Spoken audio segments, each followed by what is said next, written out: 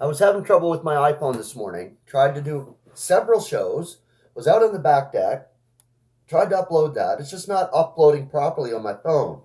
So I switched to my tablet. I'm in my office now. So we're going to continue on with the Deus, which is the series I'm into. Several articles in this one particular Unsearchable Riches that I'm going through. This one was Suffering and Shame. Okay, so to continue on, this part is Suffer as a Soldier. Timothy was not exhorted to emulate a soldier in every particular. He was not advised to take physical training to build up his bodily strength and learn how to fight and destroy and kill his enemies. Quite the opposite. But there was one phase of the soldier's life which would enter his experience, and that is suffering. We seldom picture an ideal soldier as a sufferer. We paint him as in the prime of youthful strength and vigor, with martial might, as the song says, marching as to war. If I had any idea that it would be accepted, I would suggest that these words be changed to a more scriptural phrase, suffering as in war. But who would want to sing about that? Alas, the Christian soldiers marching off to war of today do not take their marching orders from Paul. No, we see these Christian soldiers, they do not adhere to Paul's epistles, and they have very little cause to suffer, as we do. Millions upon millions of men living today have learned that Paul was right.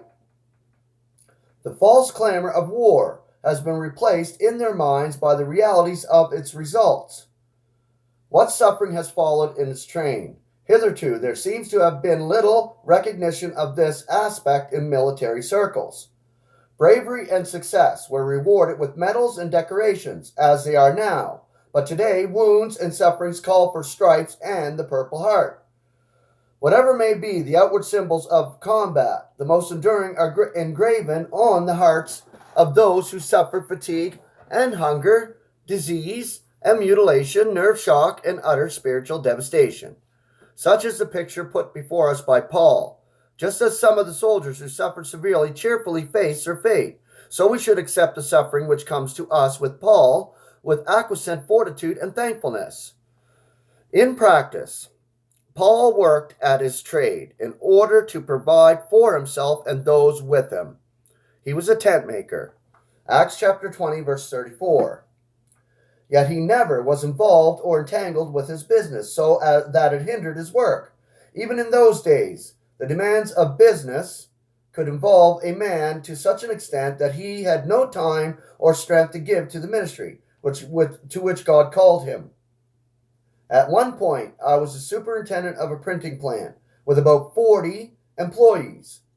I found this so strenuous that I had no vitality left for the work I loved. So I resigned and demoted myself to a common workman at a lower wage.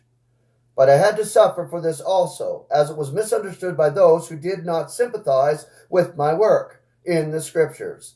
My fellow craftsmen thought I was mentally unbalanced, yet I felt a great relief.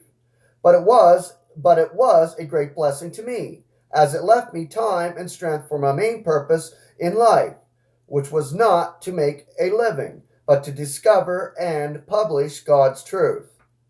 This figure of a soldier can easily be perverted unless we hold it down to the points mentioned.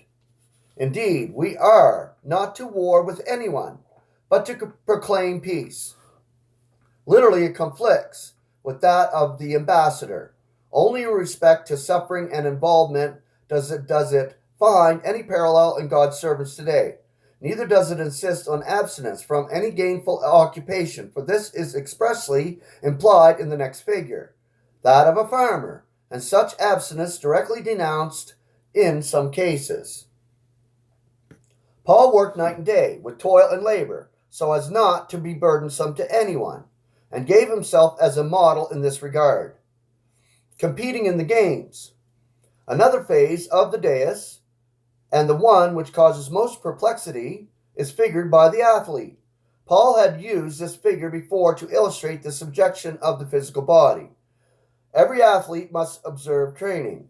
He dare not pamper the flesh before contending in the games. But this phase is not before us here. Rather, he adds one point, which is closely in line with our present theme. He races and boxes, so as not to be disqualified. He must observe the rules of the game. The Authorized Version rendering, cast away, gives an entirely false turn to the figure. No athlete was ever cast away if he failed to observe the conditions. He is not banished or executed, but disqualified. He loses the race if he is first over the line. He is not acclaimed the winner in a boxing match if he strikes below the belt. So it will be at the dais. There will be much loss on account of lawless competition. The farmer and the fruit. The toiling farmer must be the first to partake of the fruits. 2 Timothy chapter 2, verse 6. Rightly, the farmer is entitled to 9/10 of the fruit. 1 Corinthians chapter 9, verse 7. So it was ordained in connection with the circumcision. The Levites and the priests were supported by the nation. But Paul refused to use his rights because he was a message of grace. His message was of grace. So now he gives the farmer the priority, but not all the fruit of his labors. Paul's second epistle to Timothy is concerned with the last days. So applies to us in a very special way, for it is adapted to the conditions under which we live. It is the most perilous period in this administration. The truth is being withstood as never before. Sound teaching is not tolerated, and many are turned aside to miss. Disorder is everywhere. Insubjection is rampant, and even disguises itself as submission to the Lord. But the trials of the time give us an opportunity to endure suffering and shame, which will win a rich reward at the dais.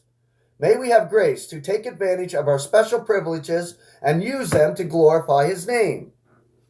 Suffering in the last days. It seems in some respects, it is more difficult to avoid suffering in these last days than in Timothy's time. The scriptures declare that in these days men will be selfish, fond of money, ostentatious, proud, calumniators, stubborn to parents, ungrateful, malign, without natural affection, implacable, adversaries, uncontrollable, fierce, averse to good, traitors, rash, conceited, fond of their own gratification rather than fond of God, having a form of devoutness yet denying its power. Such we are bidden to shun. 2 Timothy chapter 3, verses 1 through 5. Is it possible to live amongst such saints and not suffer? Thank God, the scriptures do not say that all are to be like this, nor does each one have all these traits. Yet it behooves each one of us to be aware of this word, and to watch that we are not even tinged with such sins. But we cannot help suffering from their very presence. Until we become acquainted with them, we may not even know that they are included in this list. Some sins, such as selfishness, are so prevalent that they do not impress us at first. I once thought that by being gracious I would avoid most of the suffering that would otherwise come my way, but my experience has taught me otherwise.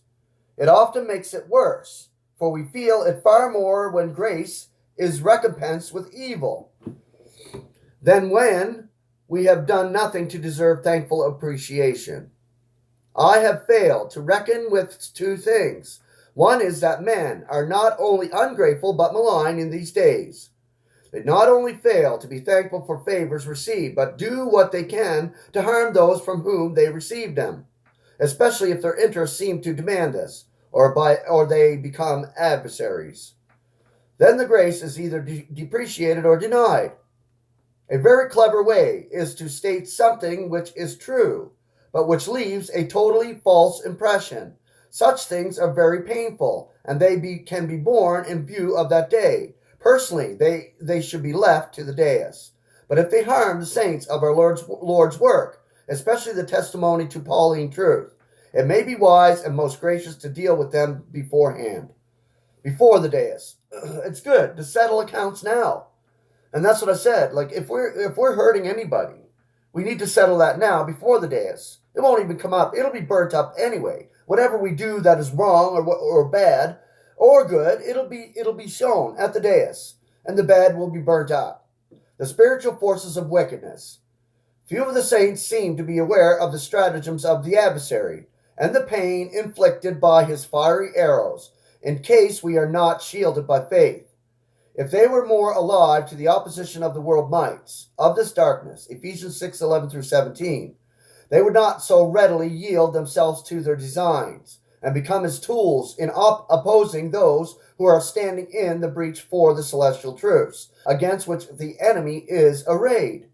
I once thought that as soon as the saints realized the place of our work in this spiritual conflict, they would stand with us through thick and thin, and be alert to the stratagems of the adversary to draw them away, or worse than that, to join his forces and attack us from the rear.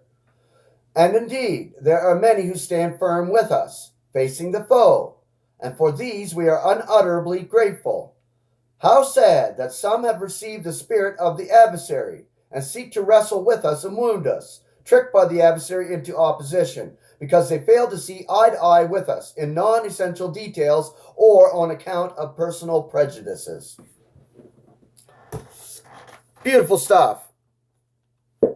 All right, have a wonderful Thursday. I will see you tomorrow and continue on with another portion of the dais.